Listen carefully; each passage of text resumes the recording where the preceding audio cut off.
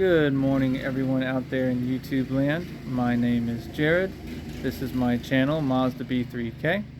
In today's 5-minute fix video, we are going to replace the ignition switch on my 2001 Ford F250, nicknamed Miss Mildew. Without further ado, let's get started. So one thing I noticed when I first got this truck up and running was that when you tried to crank it, if you put it in full crank position, it wouldn't crank. You had to sneak it up to the edge of it and then it would crank. So I replaced the ignition lock cylinder, and there is a video forthcoming about that. And that fixed most of it, but now I'm noticing that you can basically jiggle the key and I'll have warning lamps turn on and off as it can't quite figure out what position it's in. And that is related to this big guy right here, the mildewy white thing. And that's called the ignition switch, not the lock cylinder. Ignition lock cylinder is what you put the key in.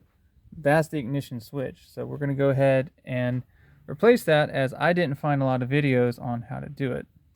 So step one, as you can probably see, is you take the fuse panel cover off. It's 4 cam locks. They have a flat head in them. You just turn them 90 degrees to counterclockwise, and then you just kind of slide this out. It's got a couple little hooks, but it'll come right out. After that, the next step is we do need to pull the actual connector off. It is locked into position with what I believe is a 7mm. So I'm going to go grab a deep well 7 and we're going to back that out.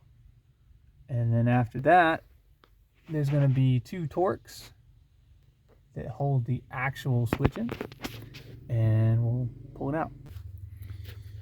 Okay, so connector's out. Turns out deep well 7's almost too long, so you want to use a standard 7mm. Pop that out. There's the actual switch. And if you look up over there, the camera will focus. There's one of our Torx. It's a T30. So I'm going to pop those out, and then the switch should just come down, and then we need to pay attention to where the position pin is when we put the new one back in. Okay, got it out. Let's compare our parts. You'll notice some of these pins are pretty rough. And then here's our new one. Look the same. Pins are in the same positions. And this is the part you got to pay attention to. So this is the actual pin that slides up and down, that gets actuated by the lock cylinder. And if these contacts get worn in here, you can get all sorts of weird gremlins.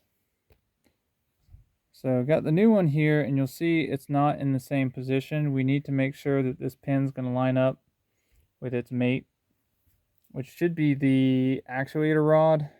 It's a plastic rod that I think this inserts into.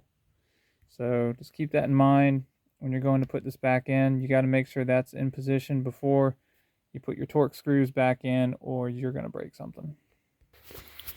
Give you guys a visual here if I can get it to come in. Alright, so that's the bottom of the actuator rod, and you can see where the pin goes. So make sure you line up with wherever that rod's positioned. That's where you need to have the pin on your switch so that it will install correctly. Okay, here's what we look like with the new switch installed. Remember, for anything that you're tightening back up, meaning the Torx and the 7mm in the connector, this is all plastic. So do not kill it. Make sure it's seated, but don't kill it, because you will snap something and then you're going to be real sad.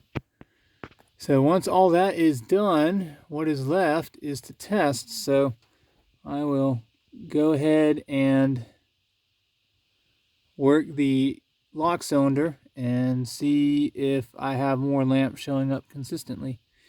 But otherwise, this is a complete repair. Alright, that's going to be it for this 5-minute fix video on replacing your ignition switch in a 2001 Ford F250. So, if you got something to say, leave a comment. I read them, I like them, and I respond to most of them. Please like, share, subscribe, hit the bell, do all that good stuff. And remember, I make the mistakes so you don't have to. I'll see you guys next episode.